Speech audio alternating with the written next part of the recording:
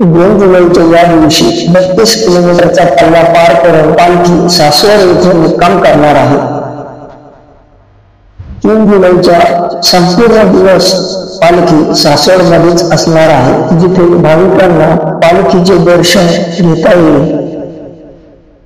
4 जुलै रोजी पहाटे 6 वाजता पालखी जेजुरीच्या दिशेने प्रस्थान करणार आहे. सासवड ते जेजुरी हे 16 किलोमीटरचे अंतर आहे. जेजुरीमध्ये पालखीचे स्वागत हळद म्हणजे भंडारा उधळून केले जाते. 5 जुलै रोजी पालखी जेजुरीहून वांगे या गावी निघणार आहे. जेजुरी ते वांगे या पायवाटेचे अंतर 12 किलोमीटर इतके आहे. 6 जुलै रोजी पालखी वांगे गावावरून निळवणच्या दिशेने 20 किलोमीटर अंतर पार करत निघणार आहे. या दिवशी माऊलींच्या पादुकांना नीरा नदीमध्ये स्नान घालतात.